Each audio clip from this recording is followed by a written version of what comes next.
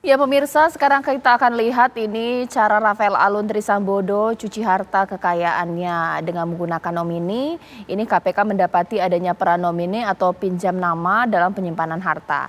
Selain itu juga punya saham di 6 perusahaan. Dan selanjutnya bagi-bagi harta kekayaan dibagikan pada sejumlah kerabat dan sejumlah orang. Ini modus cuci uang yang digunakan oleh Rafael Alun Trisambodo.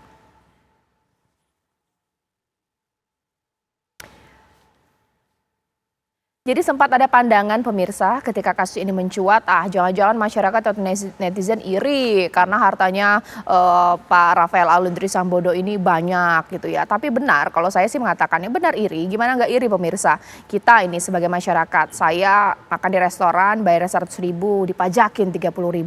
Saya diundang menjadi narasumber atau moderator, dapat lagi pajak NPWP. Uang yang nggak seberapa dari kita, tapi ternyata mereka justru nggak bayar pajak, bahkan mereka punya uang yang ternyata ini sumbernya tidak jelas, harta kekayaan tidak wajar. Siapa yang tidak iri? Iri karena ketidakadilan. Itu yang akan saya bahas di Apa Kabar Indonesia malam hari ini. Rekening gendut pemirsa, karena tidak hanya Rafael Alun Trisambodo. Ada 69 ASN di Kementerian Keuangan yang saat ini sedang disidik pemirsa. Itu yang akan saya bahas di Apa Kabar Indonesia malam. Pak Yasin, sini sudah hadir bersama saya di sini. Selamat malam, assalamualaikum Pak. Selamat malam, waalaikumsalam warahmatullahi. Iya, mantan pimpinan KPK di sini dan juga sudah ada Pak Trubus Radiansyah di sini sebagai pengamat kebijakan publik kita. Selamat malam Pak Trubus. Sekarang saya ingin ke Pak Yasin terlebih dahulu. Pak, waktu zamannya Bapak, ini memang sudah jadi rahasia umum tidak sih Pak? Pajak, bea dan cukai ini lahan basah, rawan korupsi atau seperti apa Pak? Ya, ini permainan lama yang berkelanjutan dan sekarang ini malah menjadi semakin parah ya itu. Jadi sudah lama itu ya artinya sejak reformasi pun juga sudah melakukan penyimpangan-penyimpangan ini, jajaran ini, oknum tentunya. Tapi kalau oknumnya banyak terus nyebutnya apa kan, hampir semua pegawai di sana gitu. Jadi kita mengharapkan pada saat itu tuh Bu Sri Mulyani itu bisa melakukan pembenahan di Kementerian Keuangan.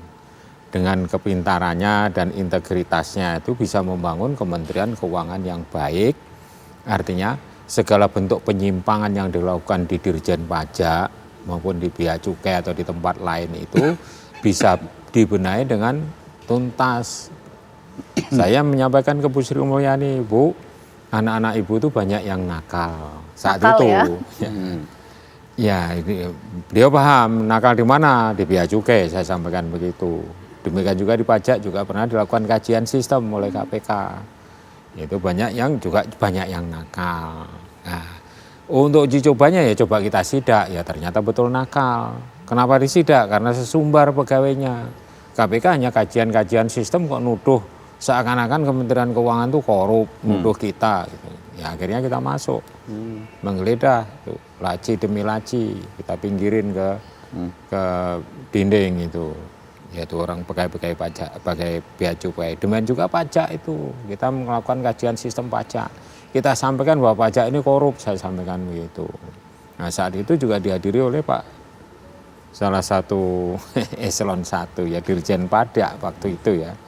Ya, Pak Darmin Nasution itu. Loh, jangan hanya mengatakan aja kajian sistem KPK ini kok hanya begini aja. Nah, ya kita juga mendalami proses hukum orang pajak. Jadi kajian sistem itu kan memang sistemnya yang harus diperbaiki. Inti yang ingin kita sampaikan, kalau dari dulu itu ingin membenahi Kementerian Keuangan dari aspek-aspek yang merugikan keuangan negara tentunya ya. Pajak seharusnya uang rakyat untuk national revenue atau untuk pendapatan negara itu masuknya ke kantong-kantong pribadi, ini kan enggak melukai rasa keadilan rakyat gitu. Jadi harus diamputasi, semua itu direformasi. Kalau bisa ya termasuk Bu Menterinya itu, karena tidak berhasil melakukan pembenahan di Kementerian Keuangan. Dan juga instansi-instansi yang lain pun juga perlu direformasi, ini momentum bagus ini.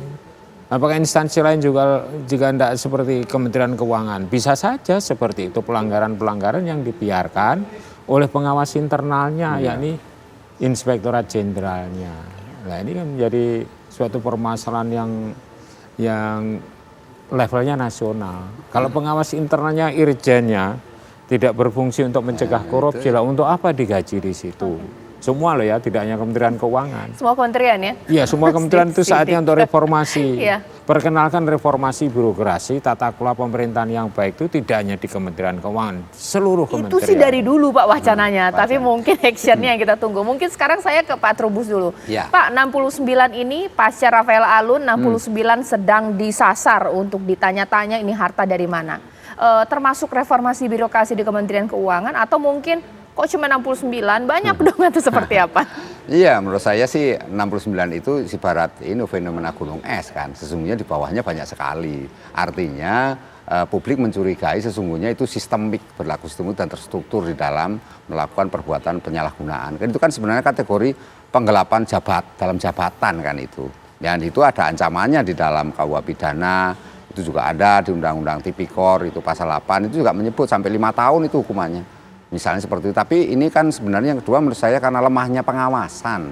Sehingga pengawasan yang internal sendiri ibaratkan jeruk minum jeruk, mereka pada diem semua.